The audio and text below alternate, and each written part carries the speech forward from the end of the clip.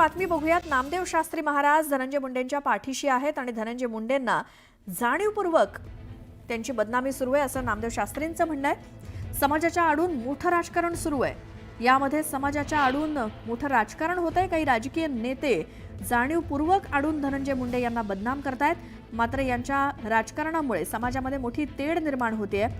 याचं देखील भान या राज्यकर्त्यांनी ठेवलं पाहिजे। धनंजय मुंडे यांना आम्ही अनेक दिवसांपासून ओळखतो, त्यामुळे तो असं वागणार नाही असं महंत नामदेव शास्त्री म्हणाले।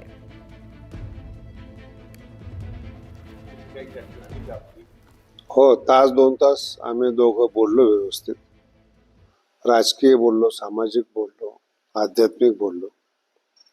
2-2.5 तास चर्चा झाली त्यांची।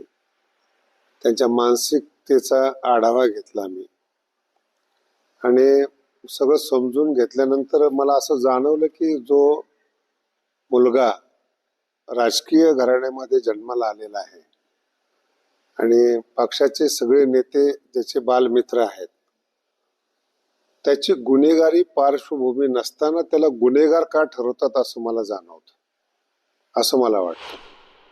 कारण की इतक्या वर्षापासून तो जवळ आहे, गोपीनाथरावांचा पुतण्या आहेत, सगळ्या नेत्याबरोबर तो राहिलेला आहे आणि त्याची पार्श्वभूमी ही गुन्हेगाराची नाहीच आहे।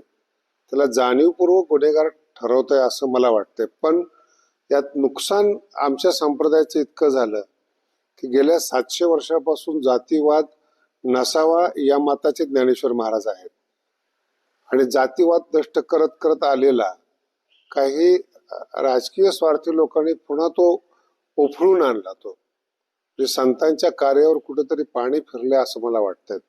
जाती सलोखा नष्ट होत चाललेला आहे असं वाटतंय।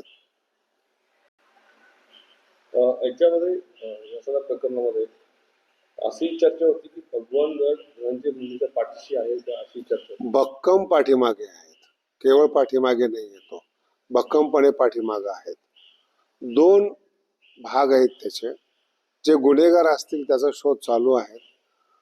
मला अजूनही मीडियाला एक विचारावंसं वाटतं की ज्या लोकांनी हे प्रकरण केलं, निघून हत्या केली, त्यांची मानसिकता काय बिघडली हे मीडियाने का नाही दाखवलं?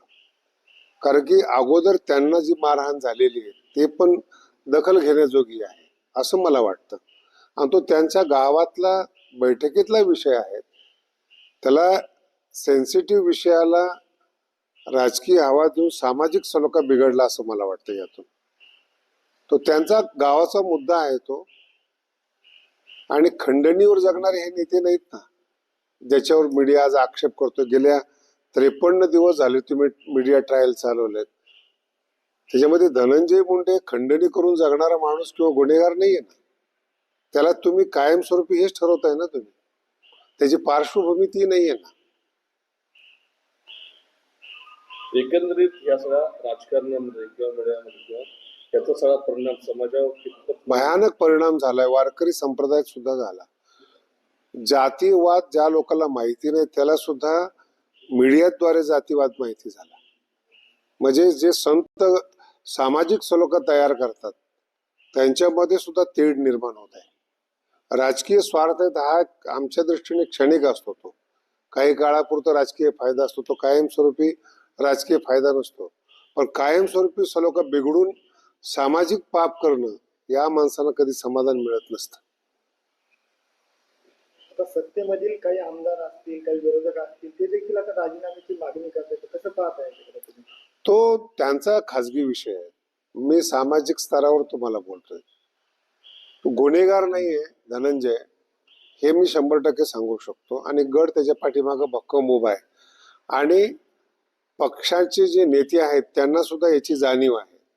बाकी हा जो विषय आहे किती ताणायचा किंवा धरायचा हा ज्याचा त्याचा विषय आहे। जाणून बुजून टार्गेट केलं जात आहे 100% जाणीवपूर्वक त्रास दिला। मला मी काल धनंजयला बोलता बोलता ह्या गोष्टी बोललो की आमच्या क्षेत्रात इतका त्रास सहन करणारा असता तो मोठा संत झाला असता। कारण की एकदाच धनंजयवर ही पाळी आलेली नाही। घर फुटलं तेव्हा धनंजयने भरपूर सोचलेले, तिथून पुढं उंच उडान घेत असताना पुन्हा गेले 53 दिवसापासून त्याची मानसिक अवस्था किती आहे जरी तो आज इथे आलेला आहे तर तुम्ही त्याच्या हाताला पहा, सलाईन लावलेला आहे. किती सहन करावं एखाद्या माणसाने. तर पण ज्या पद्धतीने राजकारण सुरू आहे त्याचा समाजावर देखील परिणाम होतो. फार चांगलं बोललात तुम्ही. ज्या पद्धतीने राजकारण सुरू आहे हेच आम्ही तुम्हाला सांगतो. एखाद्या सेन्सिटिव्ह मुद्द्याच्या आडून राजकारण किंवा जातीवाद करू नका. ही भित्री पद्धत झाली. समोरासमोर लढा, समोरासमोर जय पराजय करा, हे पुरुषी राजकारणाची पद्धत आहे. एखाद्या मुद्द्या आडून तुम्ही आघात करू नका. ते चांगलं नाही आहे आणि त्याचा फार काळ फायदा होईल असं मला नाही वाटत. कारण की गेल्या 30 दिवसापासून मी समाजामध्ये फिरतोय. त्यांच्या सुद्धा भावना माझ्यापर्यंत आलेल्या आहेत. कारण की इथे सगळ्यांनाच बोलवणारा धनी असतो आणि हे समाजाला पक्क माहिती आहे. भविष्यात याचे देखील राजकीय वाईट परिणाम होऊ शकतात. याची प्रत्येक पक्षाच्या नेत्याने दखल घेतली पाहिजे. ज्या पद्धतीने आता दोन समाजामध्ये किंवा सामाजिक स्वास्थ्य जे आहे तर ते बिघडत आहे, तर अशी जर राजकारण सुरू राहिलं तर येणाऱ्या काळात कशी परिस्थिती? पण मला सुद्धा याच्यामध्ये असं वाटतं की मीडियाने सहकार्य करून जातीय सलोखा संत ज्याप्रमाणे समाप्त करतात तसं मीडियाने देखील याच्यात सहकार्य करावं आणि जातीय सलोखा बिघडू नये याची दक्षता घ्या. तुम्ही काही